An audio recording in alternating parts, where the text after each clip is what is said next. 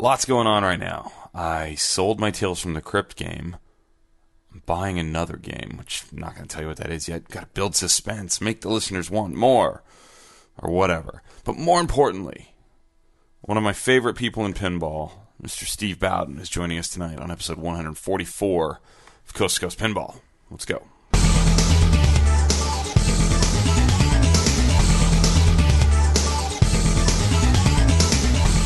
Thanks for listening.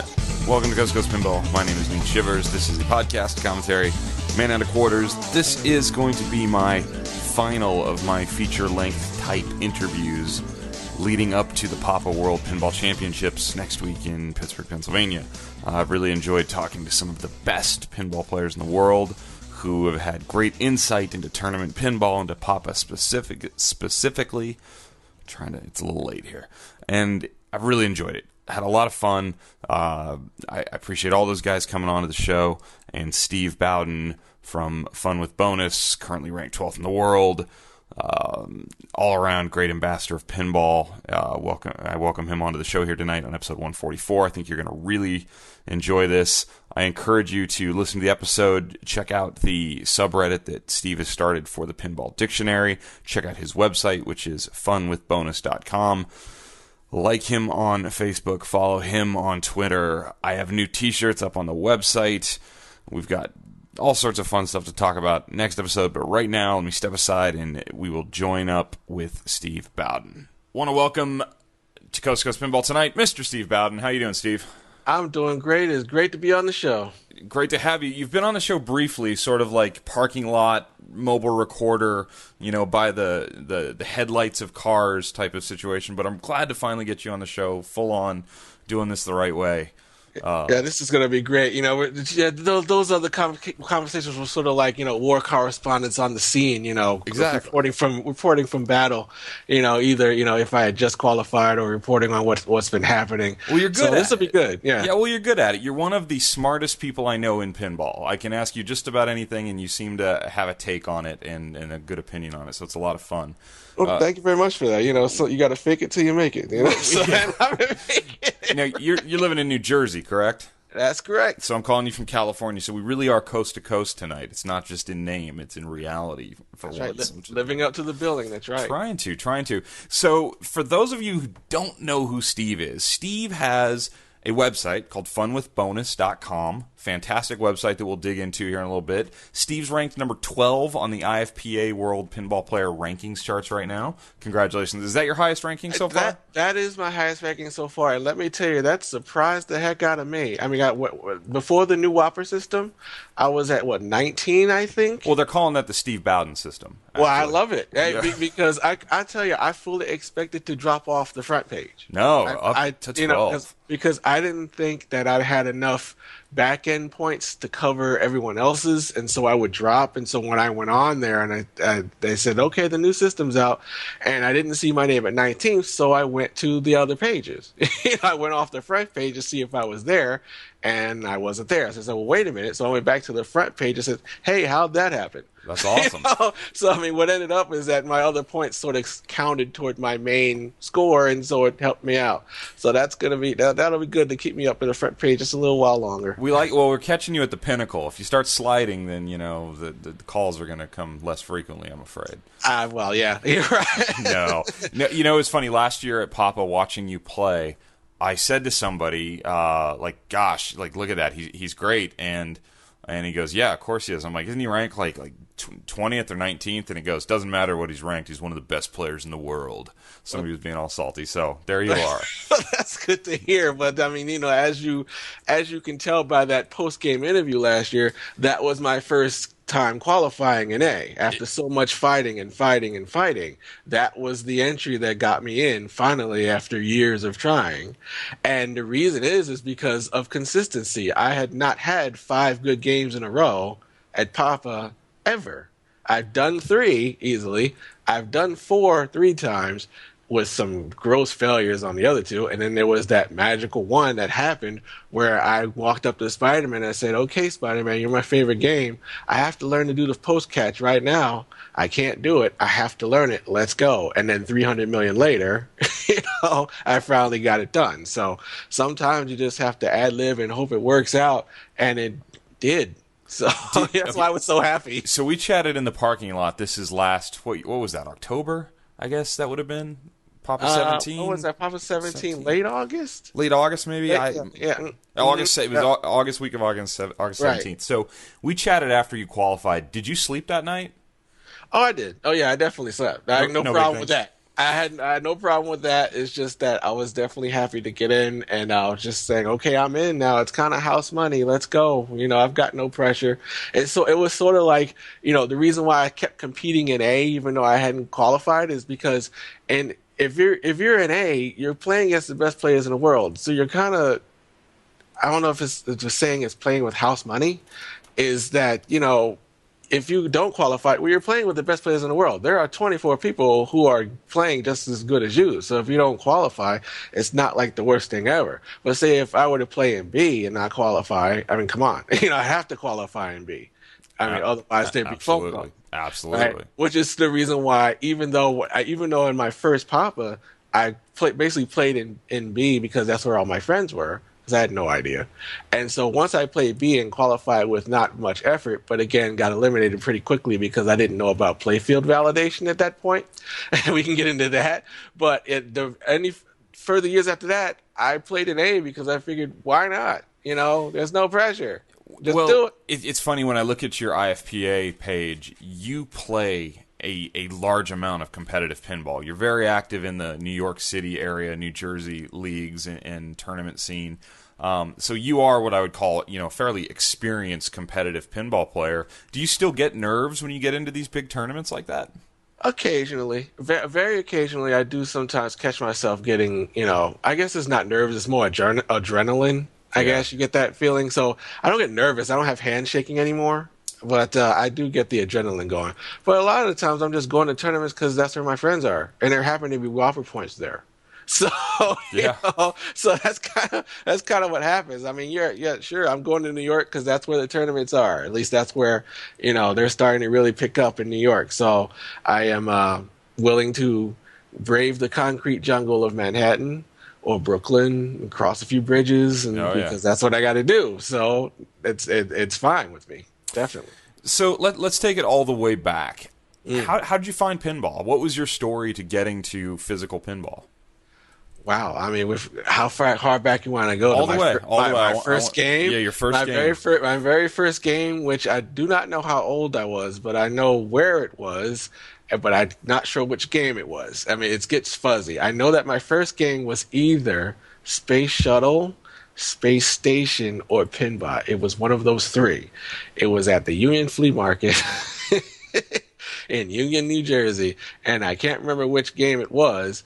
But once I played that game, I just looked at all the video games. I was like, okay, I'm done with that. I'm going to be playing pinball for a while. So every time I wanted to go to the flea market just to play whatever pinball game they had set up there. And so I just kept playing throughout, my younger years, but not knowing about anything about competitive pinball. And then just all of a sudden, I just wanted to find there's got to be pinball games in the state somewhere. So I literally just went searching online and found a place in Morristown, New Jersey called Video Video, may it rest in peace, where they had, the highest quality. I mean, you talk about modern pinball quality, they had the same sort of quality games back then. And so I just started playing them, not being in any league or anything, and posting high scores and such things. And then one day I came in and posted a high score and put my initials up. And the players, this was before they were playing their league that day, and they recognized those initials, and they said, "Oh, you're that guy with those initials." Yeah. And I said, "Yeah, hi, I'm Steven, whatever and such." And so they said, "Have you thought of playing in the league?" And that's when it all started. There. What year are we talking? When was this? Wow, 2004. Okay. All right. maybe late 2003. I know 2004 is my first results.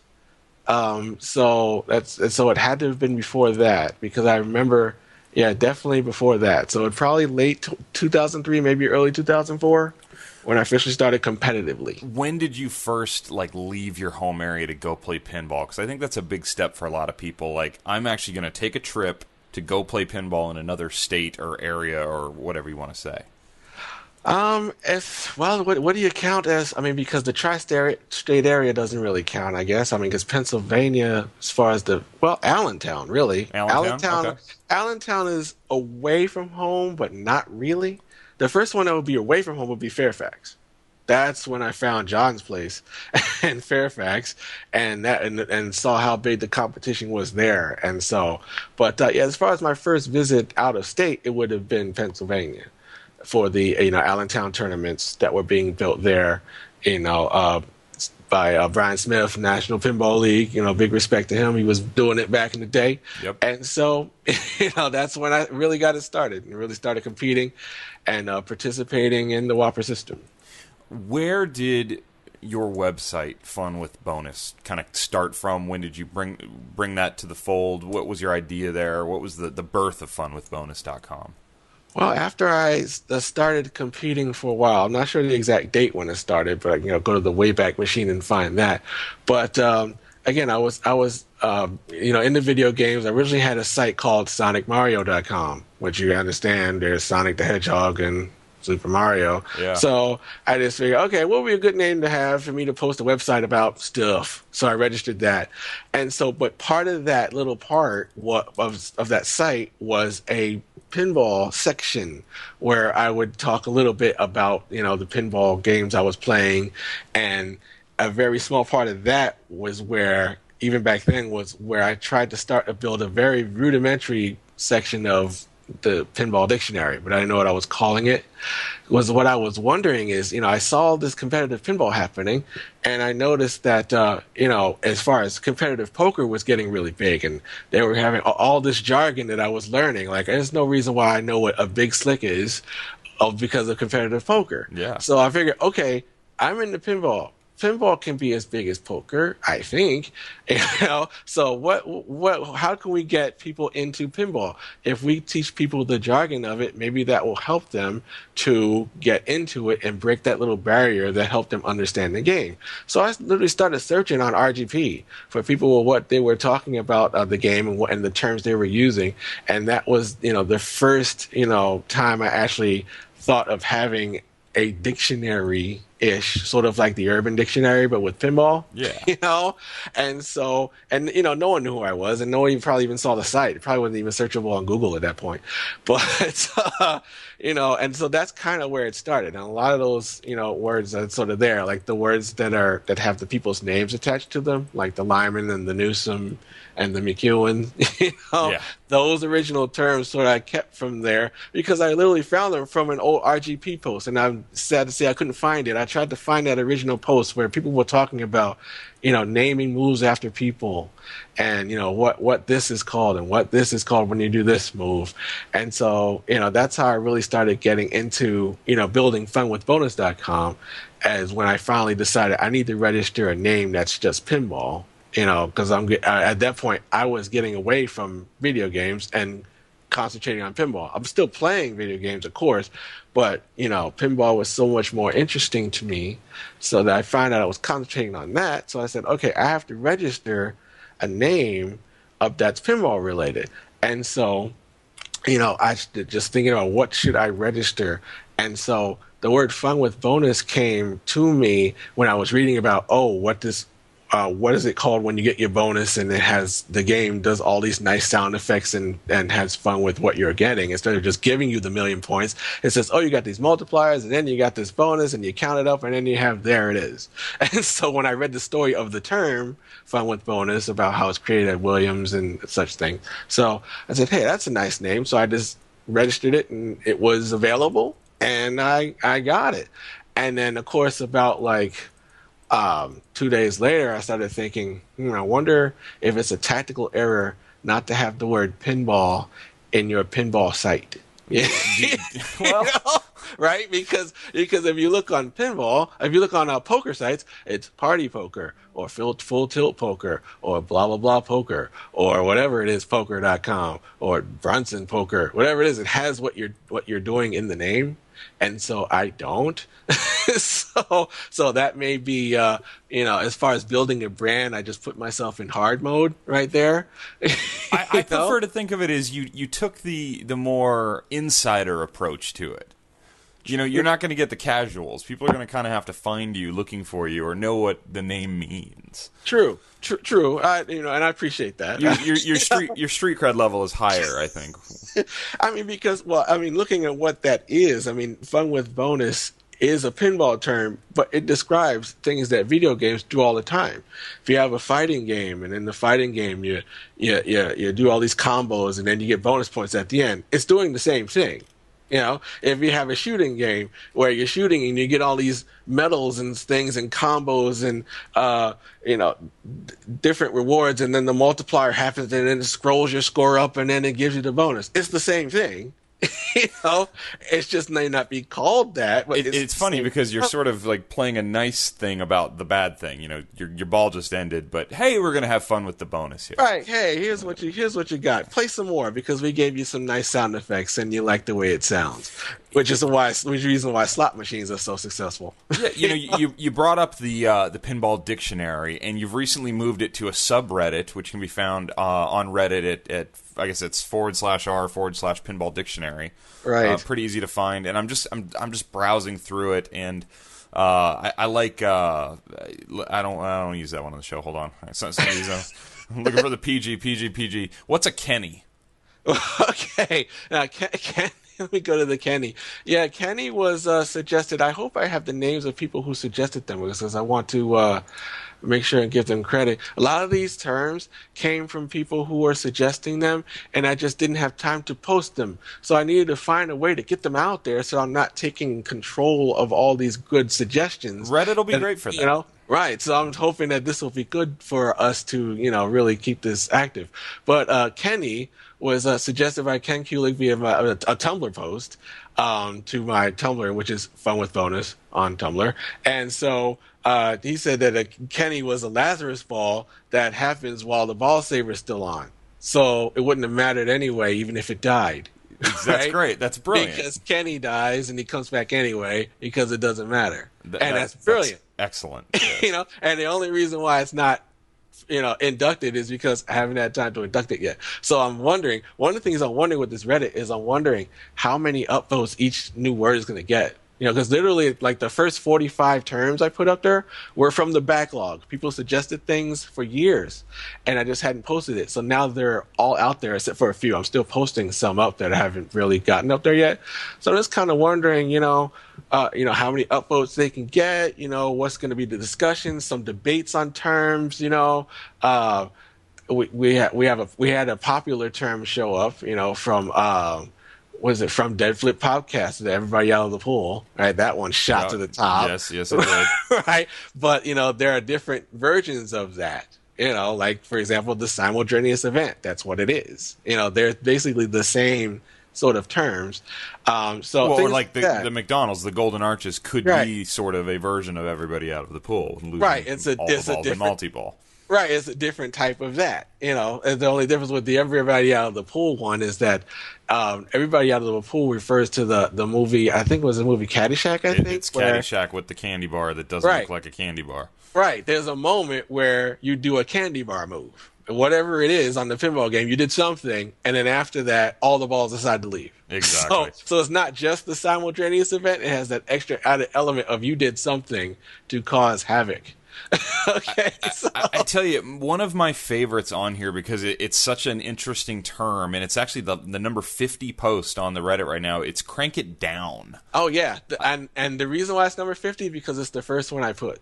So it's great. Sort of down that way. Talk about a crank it down situation because this gets into a little strategy too.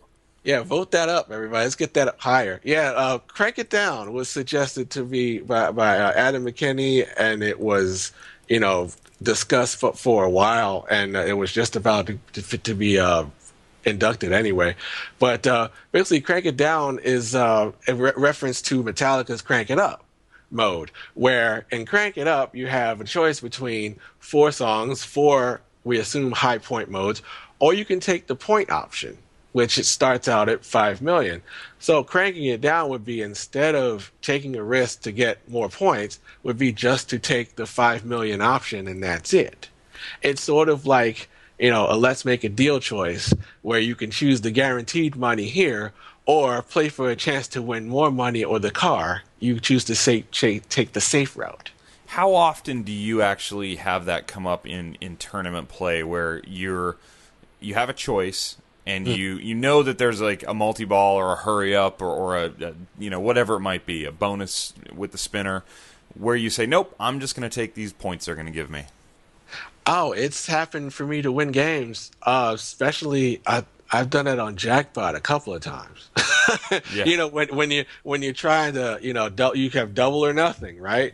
But the points you just got will be close enough with your bonus to win the game. You take just the money. Take it, yeah. I'm taking the money, Monty. I'm taking the money. Exactly. And yeah, I've definitely done that especially on Jackpot, to do some mathematical wins that way, where I'm literally going, okay, this is 75 million. Plus, if I drain here, I have this amount of bonus that I already checked via the status report, and I win.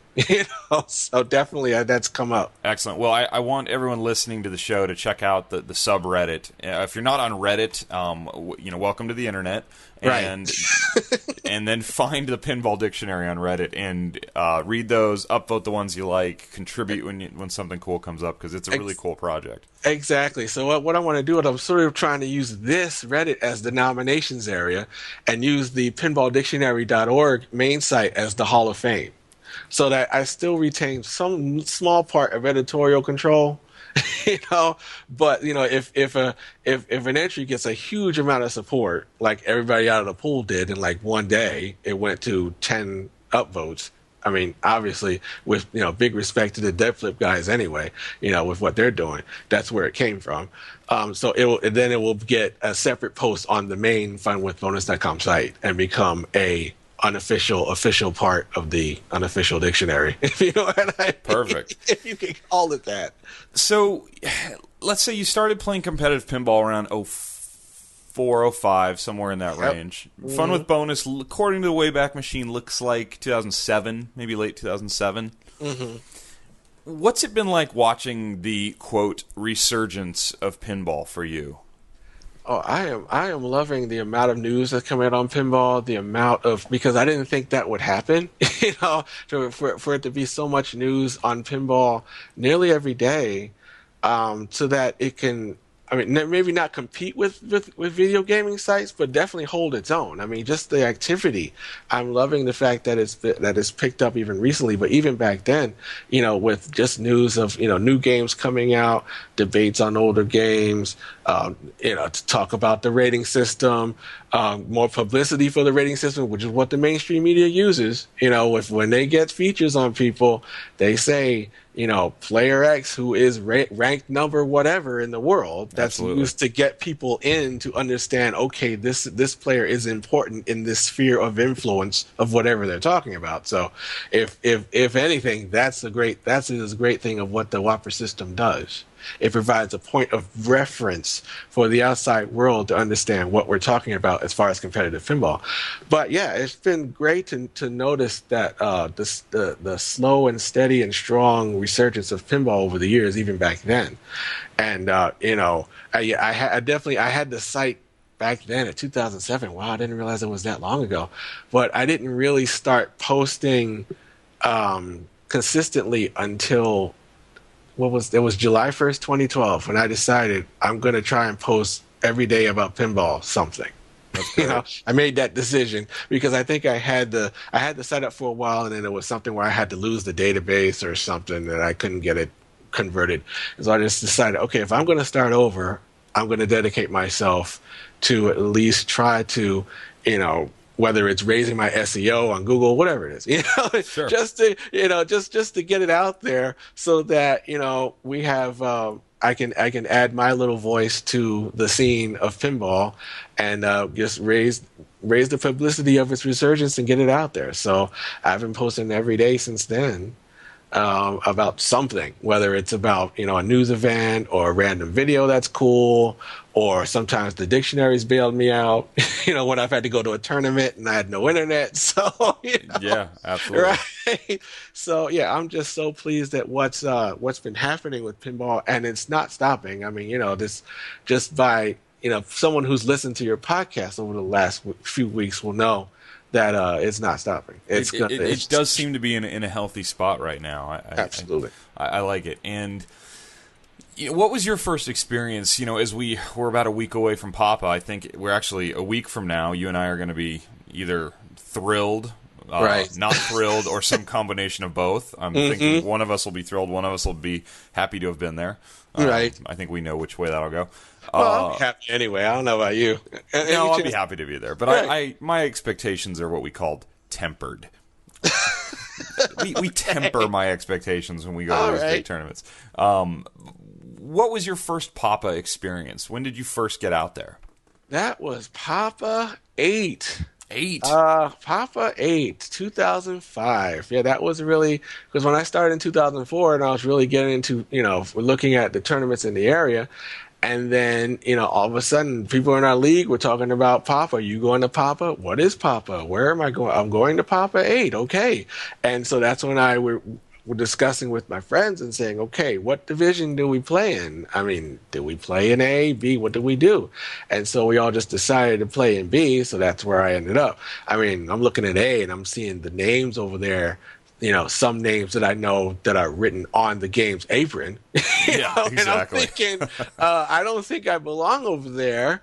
I think I'm going to try this B division and see what's going on. And basically because I know people who are playing there, and going to Papa and seeing that warehouse and opening that door was an amazing moment. When I opened that door and I saw, I don't know what I saw.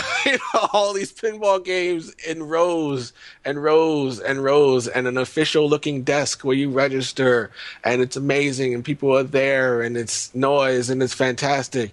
And, it was just an amazing event experience there. And so, I just kept it going after that, going to every Papa since then. What do you think is the key as you've gotten, and I'm looking at your 2005 results here, it looks like you made it to the quarterfinals in the B division that first year.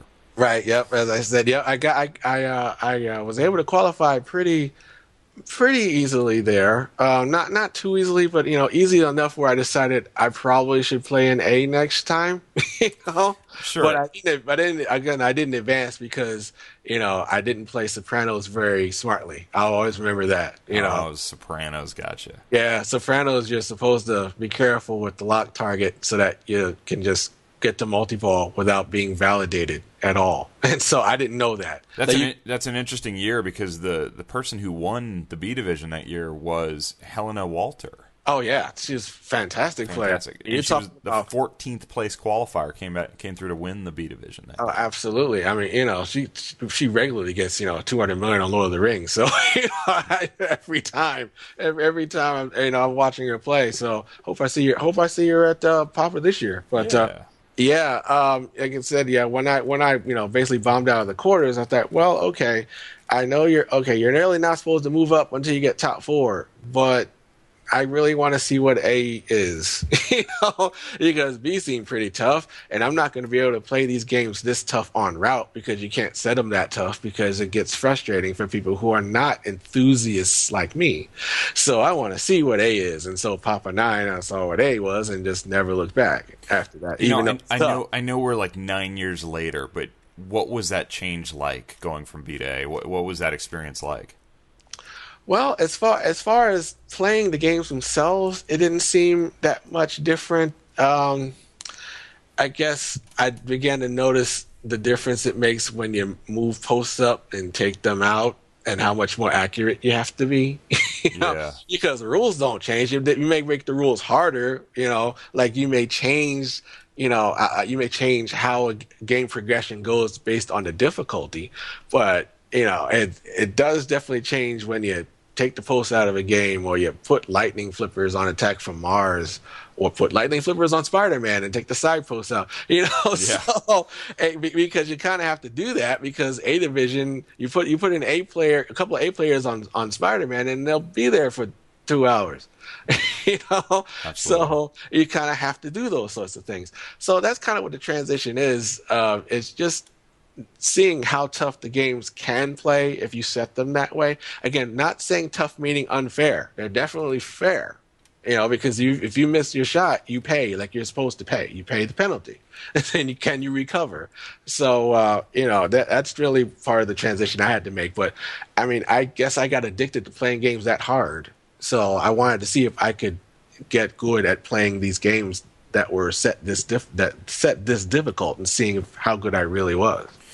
Did you take that home with you and set up your own games similar? Oh, absolutely. Once I started getting games of my own, yeah. I mean, once I started getting games, because it's not like I was going to go to my local arcade and say, hey, I'd like to pull that metal post out of that game. Yeah, can we do that? And can we take those posts and, see how I do there? I wouldn't impose on myself on that way. But during league play, sure. I mean, once we saw the A Division games, we're like, okay, every game we play during league is in tournament mode. Done. Okay, let's start there. And so just so we can get better and get used to that sort of, harder play of games in that way. Yeah. I noticed that, last year you qualified tied for 6th for the A Division going in, which is just, I mean, that's huge. You were actually tied, I believe, with the eventual winner, Kaylee George.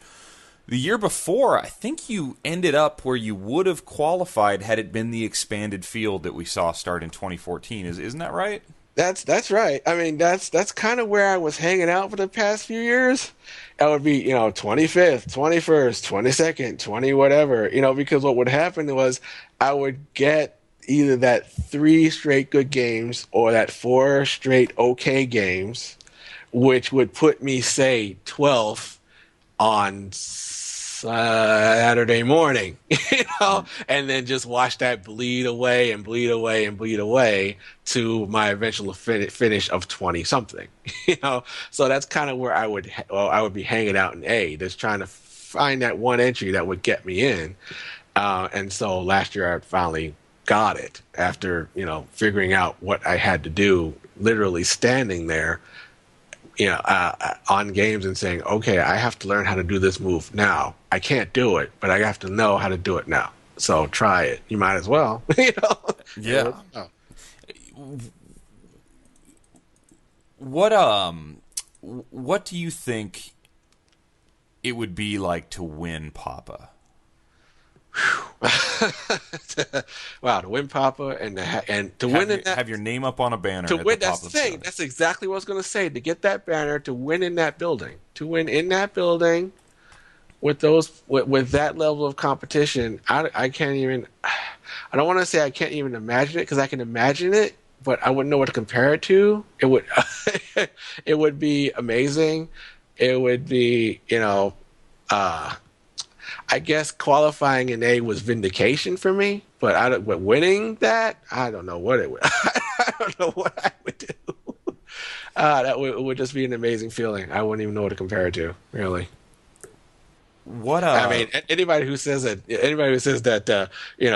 pinball isn't a sport, I don't know.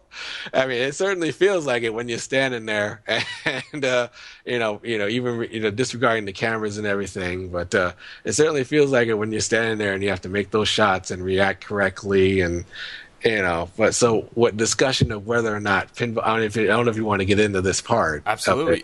Tell me, is pinball a sport? Yeah, if when I think of whether pinball is a sport, see, I think it deserves more than just a yes or no answer. I kind of want to borrow a couple of concepts. Let's see if I can take you through my strange logic here. I want to borrow a concept that you had in your podcast a while ago when you talked about a formula for what makes games successful, and you talked about various things like theme, gameplay, maybe art and music, but you were heavily on the theme that what could make a game successful, not guaranteeing that it was, But it makes it an easier path to success. Right. And so taking that, having a formula for something, and then also in my logic, trying to borrow something from Stephen Colbert's career called truthiness, which was like the level of truth that something would happen. You know, you have the truth in a lie, but something could have an amount of truthiness to it based on how, you know, the media takes that statement. You know, you can take the same statement and there's levels, there's shades of gray, you see? Sure. So what I want to see if I can investigate is a word I was just thinking of now let's call it sportiness.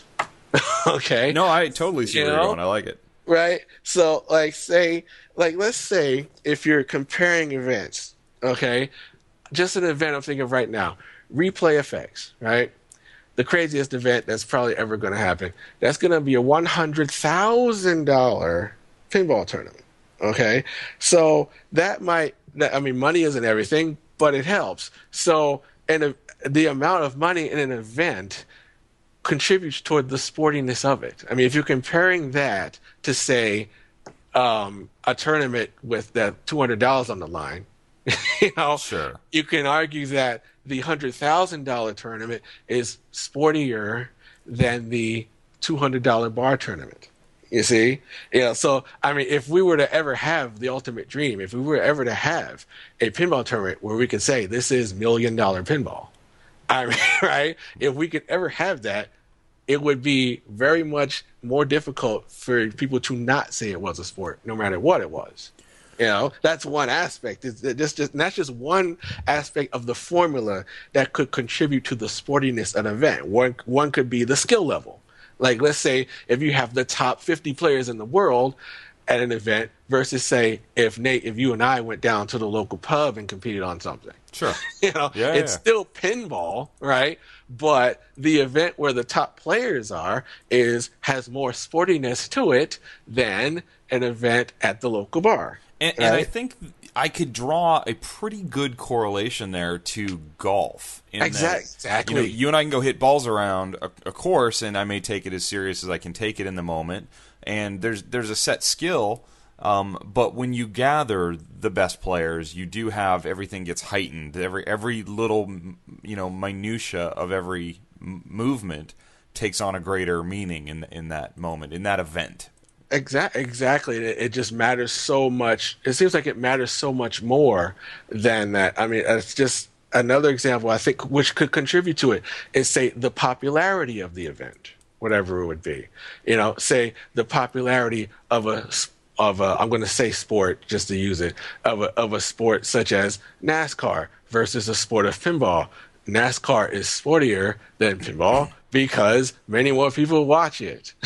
Okay. For some reason, yes, many more people do watch it. Hey, it's fine. I mean, I definitely respect to the hundreds of thousands of people who go into those stadiums, hugely popular, and watch it. You know, pinball has not reached that level yet. Can it reach that level? We shall see. Let me ask. That's a great subject, and that's actually in my notes. You know, I've heard you multiple times in the broadcast booth for Papa TV and Papa's coverage of events, and I've seen pinball played competitively live. I've watched it streamed on the internet. How do we, collectively, as everybody involved in pinball, how can pinball be presented to, you know, Ma and Pa Kettle in their house in Iowa who haven't ever played pinball or haven't played pinball in 30 years, so that somebody might stop on that channel on television and be interested in what they're seeing? Or can it be? I'll tell you, reading my mind, because that was the next thing I was going to talk about in the formula was watchability. Yep. Okay, yep. Because that's huge. I mean, as a sport becomes more watchable, right? As an event or an activity becomes more watchable by the general population, it becomes sportier. Like, for example, right now, it's, even though, you know, Papa TV and these streaming events have done a great job in presenting it way better than it has been in the past, it's hard to argue that it's more watchable at this point than, say, baseball, football, basketball, etc. Sure. You know, so because yes, you do still have say, a 10-hour tournament, which only fools like myself as a pinball enthusiast will watch and comment on and, be in chat rooms because I'm a pinball fan. Not everybody's going to do that yet. Is there a way to present that? To present that better, I guess let me offer up this suggestion that's happened recently, is that one event which I don't know if you've seen that happened recently was an event called Pinball Done Quick, which I just see that where doing things for time that are time based. So like, let's say we could take that concept of having a time-based event where there's a goal, and in that goal, you have a limited amount of time. Well, not necessarily a limited amount of time, but say whoever posted the fastest time is the first ranked. Like at this tournament, we'll have all these people who can rule the universe, sure, but how fast and efficiently can you do it? That would make it more, I guess that would make it more presentable or more of a time, it adds a clock to it without adding a shot clock, it kind of forces you to play faster, but not really, because you're thinking within yourself, do I play fast and sacrifice control? How much control do I need in order to make shots more efficiently and etc. So that could be a good way to maybe have a different spin on a tournament. And just continuing on that theme, let's say if you had a tournament, just thinking right now, you had a tournament with the top 16 players or 16 top players, and they had a group of games that they all played on, and they all had reserved times on the game. Like let's say at 12 o'clock, Roy Wills is going to play Attack from Mars, and he has a half an hour. He has say an hour on that game reserved for him, and during that time, he wants to post the fastest time to do whatever the goal is. Say in the opening round, Sure. it's total annihilation or something, or get the super jackpot. So whatever time he gets in that hour, that's his time. And then say at 1 o'clock, he moves to World Cup and tries to beat the World Cup final. And then say Trent Augustine at 1 o'clock is on Attack from Mars. So then what you could do is you now have a schedule of players. So now you can tune in and say, at 3 p.m., I'm going to see Keith Elwin play Game X because he's going to be there because that's his time that's scheduled. And I'm going to see him play. How can he play an efficient game of Pirates of the Caribbean, just off the top of my head? You see? Yeah. So that might be, again, I'm just throwing that out there as something different. It's almost a timed, modified pin golf type setup, like challenges in a time limit. I like it. I think that sort of thinking is going to be important because I can sit and watch long tournaments and be pretty interested in it because I'm thirsty for the knowledge and I want to see the best players play and see how they handle themselves in the games. But I don't think a lot of people are going to gravitate towards that just never-ending long type of game. Not yet. I mean, how does golf handle it? Because how long are golf tournaments? They're 11-7 hours, right? It is the interesting one, and why I like comparing pinball to golf is because one of the weird things about pinball to an outsider, I think, would be, well, the games are always different. I never get to figure out the game. Well, they play golf on a different course every week. Right. And so maybe that is the approach. Maybe you need people playing on the same games for a competition or something like that the whole time. And I don't know. It's an interesting thing, but I think it's a problem that we need to solve better if we're going to move pinball to that that next level, that poker type level. Right. As we get the amount of people to come in and add to the tournament scene. I mean, there's only so many people that a Herb style pumping up tournament can support until it just breaks under the volume of that. So as whatever we can do to improve the watchability of the event will, again, just taking it back, will contribute to more people calling pinball a sport, will make it more popular, and then it sort of feeds on itself. I agree. It definitely makes it harder to commentate, I guess, if you're doing it on the same game. It's kind because believe me, when you're commentating, it gets harder to comment on the same multi-ball, but you can make it interesting. I definitely seen it happen. I've seen you guys do it. You guys do a great job. There's some people there who are doing a great job. They can call a multi-ball differently, on the same game, many different ways, and I definitely enjoy it.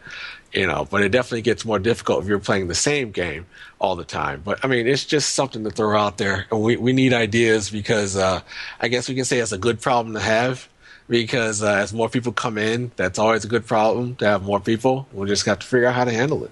What would you say to, shifting gears a touch here, what would you say to someone listening to this show who has maybe bought their first personal machine in the last year and they're going to go out to one of the shows and maybe there is a local league but they're a little intimidated because they feel like maybe they don't have the skill set yet? What would you say to that player to sort of kickstart them on their way to having fun with competitive pinball? Well, first of all, welcome to your first game. It will not be your last. Welcome to the madness. Yeah, exactly, right. Because your first game means your second game. I mean, it just does. Yep. So let's get that out of the way first. So, I mean, when you go, I would just tell them when you're going into an event, I mean, people who run the tournaments are, I've always, they're always friendly, they're always welcoming because they're looking to grow the sport too. So just ask questions, ask how the tournament's going, how's it being played, ask about tips about the games. People will tell you, right? Because people will tell you how to play the games because really, I know as me personally, I'd rather it so that I can see whether or not I can still win. I like it. So, I like it. Yeah. Right? Can I still win if you know the same thing I know? Can I still beat you on World Cup if you know to hit the buy-in button to get the jackpot to relight during multi-ball? That's a key little trick that you kind of want to know that will help you out. And if I know that and you don't, that's a distinct advantage, which I'd want to use, but I'd be interested to see, if you know the same information that I do, can I still win? But as far as getting back to the player, the player introducing himself to competitive pinball, you might get nervous. That will pass. That will pass as you play each game. If you get a bunch of insta drains, that will pass. Okay, because the games are set harder. You can't tilt them as much as you're used to. So as you just start getting used to playing the games, you'll find you'll get better as you learn each move. Learning how to do a post pass, learning how to do a drop catch. Just learning one of those moves will increase your score. That's one thing about pinball is that you can teach a person a move, just one, and you'll see their score increase, and all of a sudden they say, oh, and then you teach them the next move, right? And then their score increases again, and they go, oh, I see, okay.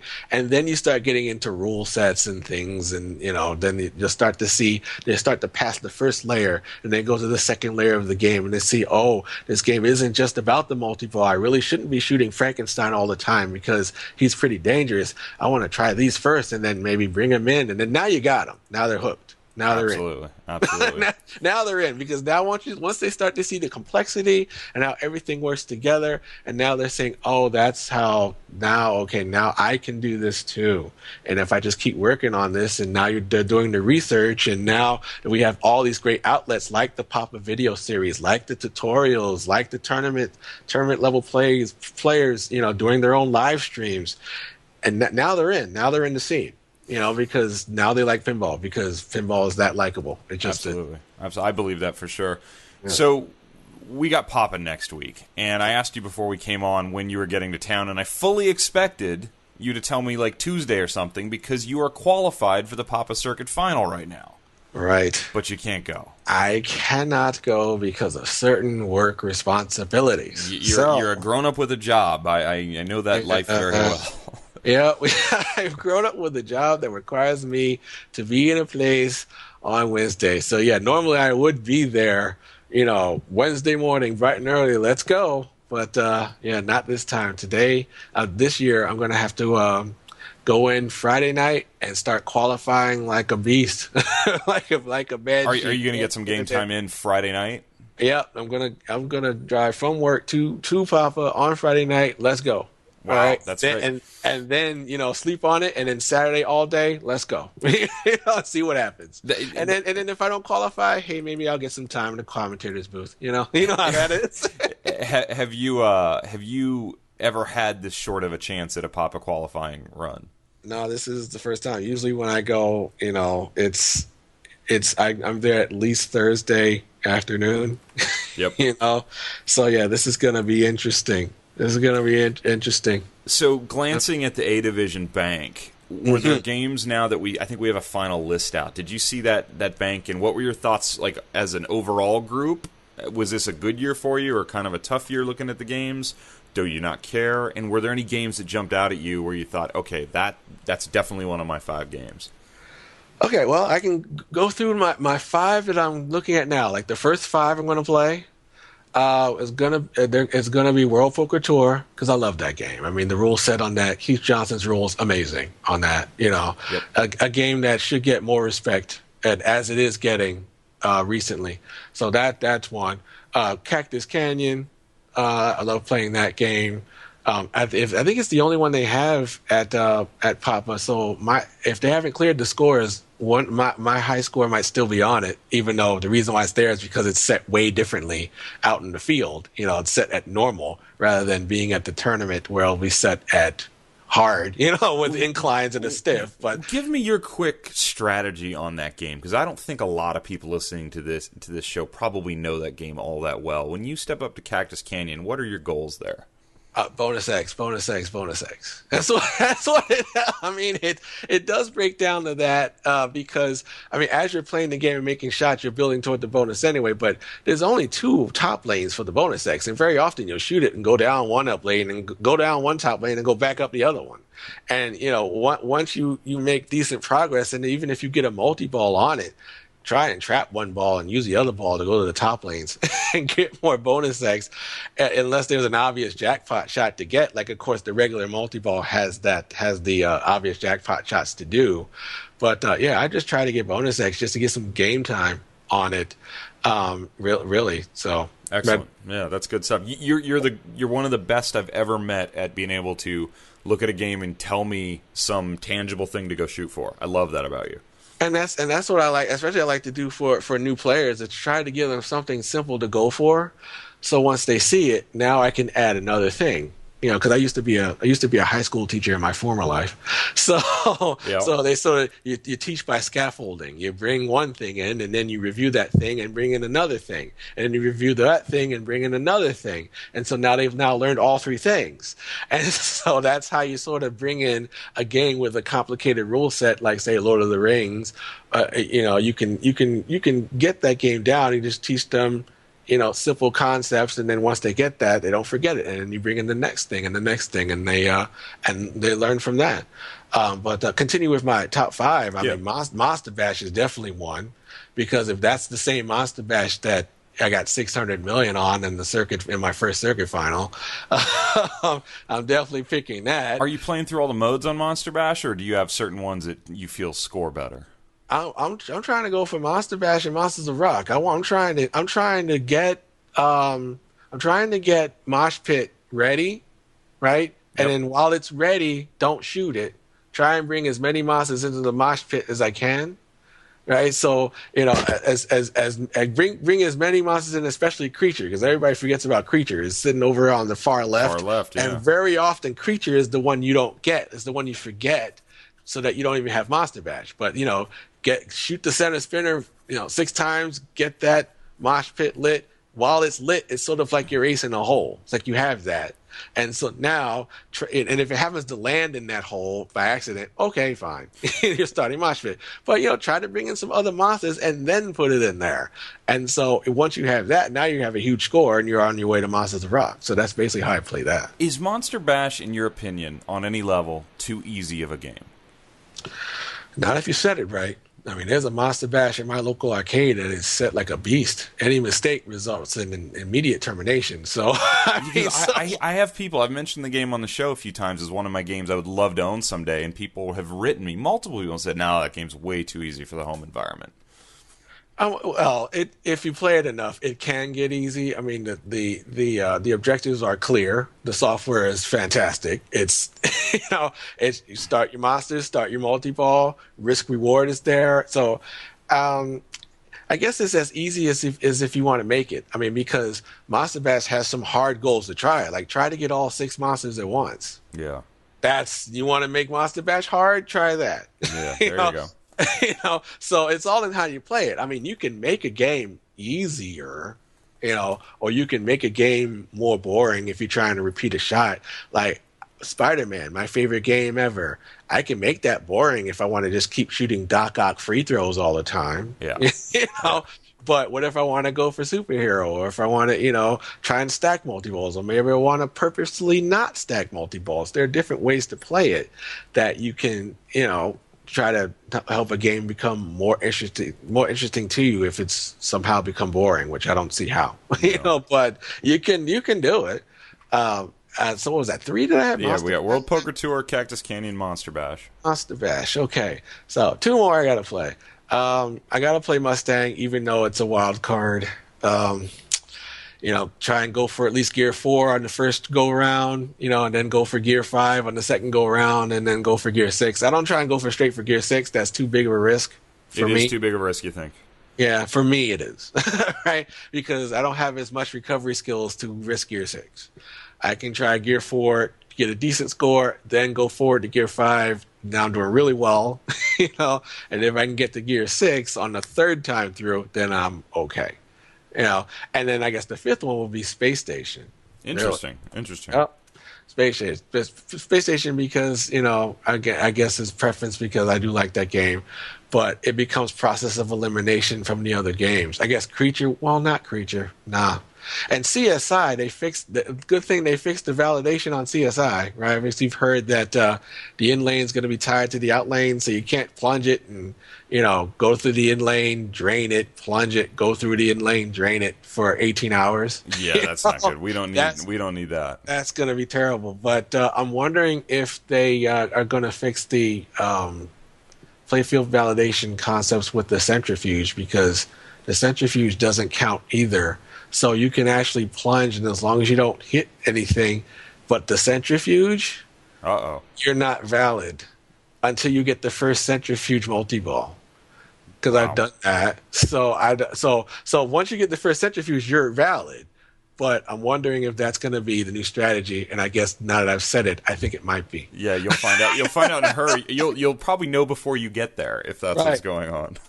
So I mean, that's not as bad because again, once you start the first multi-ball, you're in. Yep. But I know that's what I would try once I played the other 5 games that I didn't mention. Because I'll play the first 5, then I'll play the second 5. So the Walking Dead has been sort of a hot button. I've had a lot of people just say, "Oh, nope." The University of Nope. Yeah, that's what I'm hearing. That's what the players are all saying. I'm sorry. Is that exit from the bumpers? No. I'm sorry. I mean the hitting the house in the back where it might spin and go straight down. It goes where it wants to, and yep. No, I can't do it. I can't trust that exit from the bumpers. It's funny because you and I were at the launch party for that game. Where were we, in Brooklyn? Yeah. Oh, yeah. 6 months ago, something like that. And I remember that night we were just kind of shaking our heads going, that's a real problem. Everyone saw that really quickly, that this is an issue with this game. And, and with that, I'm thinking, I'm always thinking it's my fault. Okay, I must be able to do something about this. Okay, maybe if I can predict when to hit the side of the game or when not to hit the side of the game. Yep. But if it's set too tight, you can't really do that. So it just becomes every time you shoot anything that ends up in the bump area, be prepared to die because it's going to come out of there. How do you avoid that? I really don't know. It's not like software can fix that. It's playfield. It's the layout, yeah. Layout. So no, not doing it. I'll play it, during my other set, just to see if I can pull off something really lucky. But no, can't do it. At a normal Papa tournament, how many tickets do you put in? I don't even know. I just try. I basically put them in until it's clear that I'm not making it. I have no idea. I mean, because I void some. I keep playing. I don't know how many. I really don't know. I mean, because it'll say, if you look at my previous results, it'll say the ones that I played, but I don't know if it'll say how many I voided. No, I don't think so. Because I've blown away a game and said, okay, there's no way this is good, and then let's start over. So I have no idea how many. Do you play out a ticket if you have a lot of time in front of you to try and get a feel for other games? Or absolutely, yeah, I will play it out. What about this year when you're on a time crunch? Yeah, this year it's going to be a debate. I don't know. I may have to end up doing a lot of early voiding if it's really bad. Like if I get if the first two games are bad, I may have to void and start over. I don't know. I mean, maybe this might be the year where I just play them and see if it harms if it harms me. I need to not void, or maybe it won't matter. Maybe I can use a great score on a poor ticket to push someone down. You know how the mathematics of Papa style qualifying work out, which was what makes Papa style qualifying a great format. Not only that it rewards consistency, but the fact that there are those little side strategies that you might have to think of if you're not as consistent as, say, other players. Say if you're inconsistent as me, where you have to worry about other tickets, and you're not a player who could just come in, drop a bomb, and leave and go to lunch. And that's it. So. Do you think there should be more Papa style qualifying at other tournaments around the country? I'd enjoy it. Yeah, I mean, sure, I might not do as well as them at those, but I wouldn't mind that. I mean, I go to any tournament. I don't care what the format is. Really, I enjoy Herb style pump and dump. Because I can, get on a game, learn the bounces, blow it up, move on. Yep. Learn a game, learn the bounces where they go, blow it up, and move on. But I also enjoy Papa style too because of the different strategies and how you have to work it, and it's a different pressure. There's a different pressure in Papa style. So, when I'm going to a tournament, it doesn't really matter. I just just see what I can do with each one. All right. So we're going to do this. You have to do this for me. This is time to go into the war room. We're going to go into the war room. We're going to strategize. This is all about Nate right now. Okay. All right, we're looking at the C bank. Division C. I think we need some like Monday Night Football music or something to really go into there. So I have selected in my head some games in this bank that I think are maybe friendlier to me and my knowledge of the games, and B, my past successes and failures on the games. And I'll throw them out at you. Okay. First, tell me if any of these would be like ones you might stay away from. Okay, Centaur. Oh, I'm playing that. I'm playing Centaur. I actually. But you're on record on that. I've heard you're on record as playing Centaur. I put up a good. I actually have a good score from last year's B division on Centaur, like a top 40 score, I think, somewhere in there. So I'm okay with that. Tales of the Arabian Nights. Tales of the Arabian Nights. You know what? Yeah, that'll definitely be good as long as you.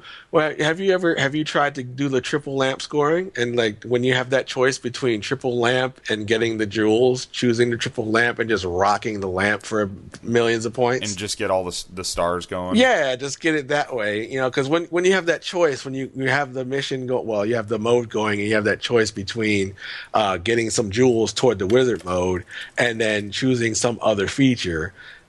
Usually you choose the jewels, but sometimes I'll choose the triple lamp scoring because if you rock one, you get like 1 million for one, and then it keeps going, and then there's another 1 million. So it can really matter depending on how the scorers are faring on that game. That's interesting. That's really think about that. Think about trying a triple lamp scoring and just see if you can wail away on that lamp because it can pay off.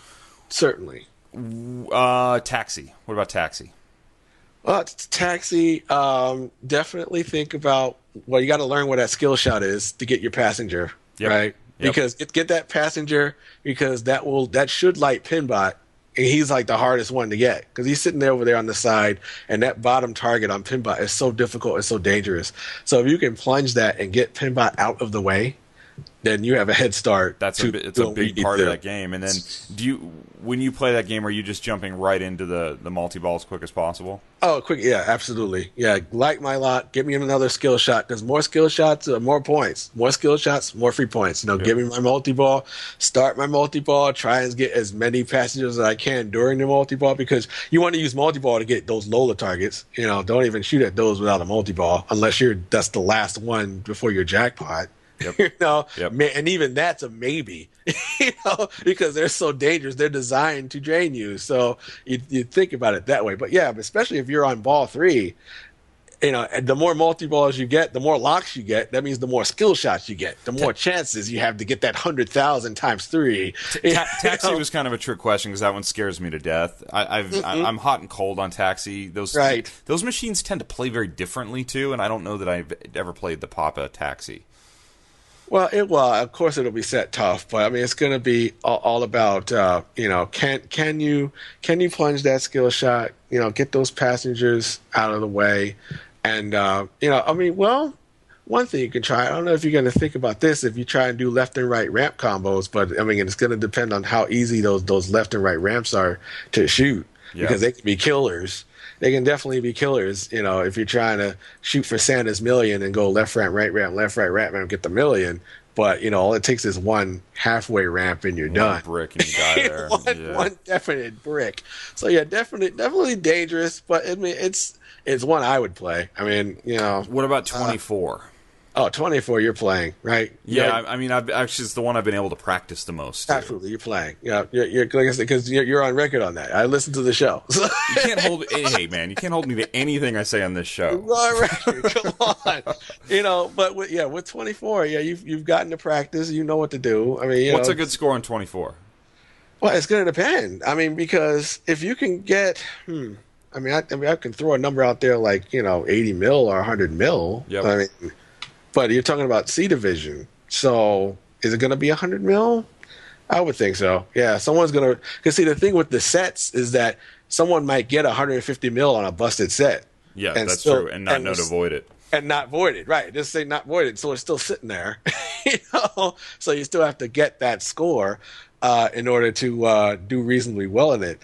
I mean, one thing about 24 is that you have to decide. Once you get that multi-ball going, to see if you can bring in the terrorist multi-ball with the suitcase multi-ball that everyone gets. When can you bring the terrorist multi-ball? Well, not the terrorist multi-ball. The sniper. The safe house. The safe house. The safe house multi-ball. Because you can use, once you have multiple balls in play, now you're safer to shoot those dangerous targets. Yeah.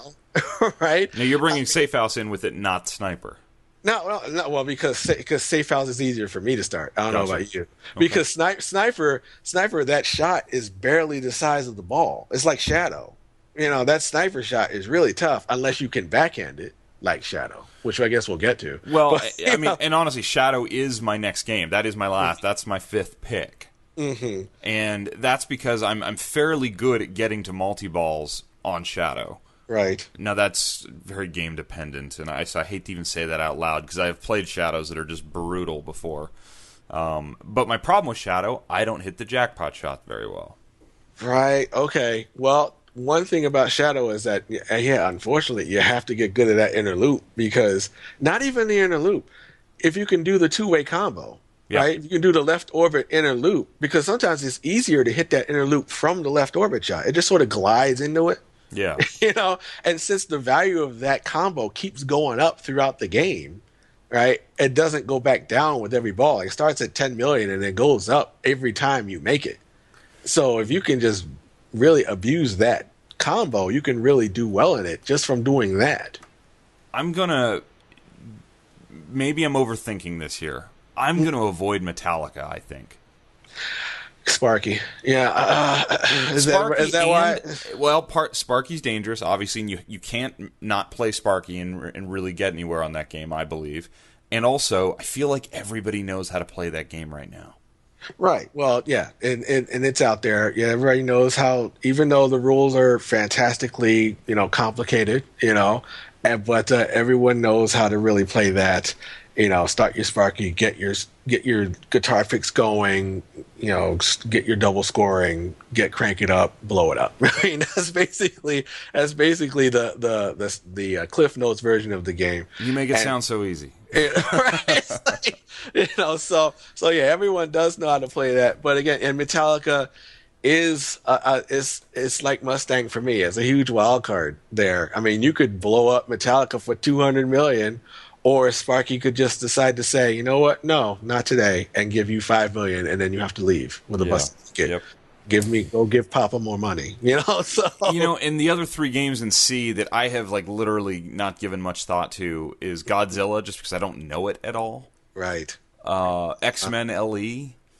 That's surprising. I mean, with Wolverine sitting there, I mean, it's going to be set. It's going to be set harder. I understand. It's going to take more hits to start Wolverine, and things like that. Yeah. I've never done that game. Just feels cramped to me with Wolverine there, and I just feel like I drain down the middle on that game a lot.